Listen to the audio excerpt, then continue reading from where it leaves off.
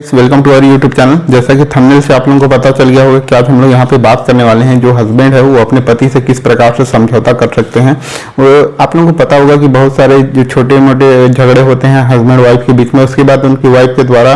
Cases वगैरह कर दिया जाता है, जिससे उनके घर वालों और उनके रिलेटिव के खिलाफ भी केस कर दिया जाता है, जिससे बाद में आगे चल के बहुत ज़्यादा परेशानी का सामना करना पड़ता है। तो सब के बारे में पूरा डिटेल से बात करेंगे। अगर बाद में अगर समझौता होता है तो कैसे आप लोगों को वहाँ पे समझौता करना है, उसके लिए हाईकोर्ट का एक गाइडलाइन जारी हुआ है। तो उसके बारे में पूरा डिटेल से हम लोग आज यहाँ पे बात करने वाले। तो मैं advocate Om Prakash, OP Sahu and associate law firm Ambikapur से आप सभी लोगों का स्वागत करता हूँ। तो चलिए शुरू करते हैं। तो जो यहाँ पे जो आज का केस है, उस केस में यहाँ पे 498, 406 और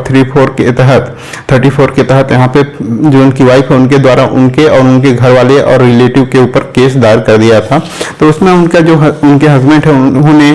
न्यायालय में एंटी सेपरेटरी बेल के लिए आवेदन किया। तो एंटी सेपरेटरी बेल के लिए जब आवेदन किए तो उसके साथ ही जो न्यायालय के द्वारा वहां पे मीडिएशन के लिए वहां पे रखा गया, क्योंकि वो फैमिली मैटर है तो इसीलिए वो हस्बैंड और वाइफ को मीडिएशन के लिए बुलाया गया। वहां पे उनकी वाइफ के द्वारा वहां पे समझौता कर लिया गया कुछ अमाउंट लेने के बाद कि हाँ अब मैं इसके ऊपर कोई भी केस नहीं करूंगी और मैं अपना केस वापस ले लूंगी, ऐसा कुछ कहा गया। उसके बाद उनका एंटी सेपरेटरी अलाउ हो गया और उसके बाद उन्होंने हाईकोर्ट में क्वाशिंग के लिए उस केस के लिए चले गए।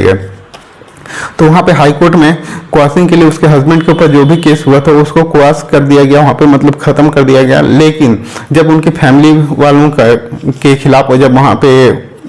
केस होने लगा तो उस समय उनकी वाइफ के द्वारा आके वहां पे बोला गया, वहां पे अपनी बात से मुकर गई कि मैंने सिर्फ अपने हस्बैंड से ही समझौता किया है, न कि उनके घर वालों के खिलाफ केस वापस लेने के लिए समझौता किया है। तो इसी को लेकर जो हाई कोर्ट है उनके द्वारा एक गाइडलाइन जारी किया गया है। तो गाइडलाइन क्या है उसको हम लोग देख लेते हैं कि उसमें ये लिखा हुआ है कि अगर आप लोग कभी भी कोई भी चीज का समझौता करते हैं हस्बैंड वाइफ के बीच में, तो उस कंडीशन में आप स्पष्ट रूप से दोनों सभी का नाम लिखिए कि वो कौन से केस से रिलेटेड है और उस केस में कितने लोगों का नाम है और कौन कौन वहां पे क्या क्या कंडीशन है कि हाँ किसको किसको वहां पर से रिलीफ मिलेगा, और सभी का स्पष्ट रूप से नाम लिखें कितने एक्यूज हैं उनको वहां पर से मतलब वहाँ उन लोग के खिलाफ केस वगैरह नहीं करेंगे, ऐसा लिखना चाहिए। और साथ ही वहाँ पे ये लिखना होगा कि अगर उनका कोई अमाउंट वगैरह फिक्स हुआ है कि इतना अमाउंट एलिमनी चाहिए या मेंटेनेंस चाहिए हर महीने, तो उसको भी स्पष्ट रूप से लिखा होना चाहिए। और साथ में वहाँ पे ये भी लिखा होना चाहिए कि आपका जो केसेस है उसको कितने दिन के अंदर वापस ले लेगी, जैसे डीबी का केस हो, फैमिली कोर्ट में हो, या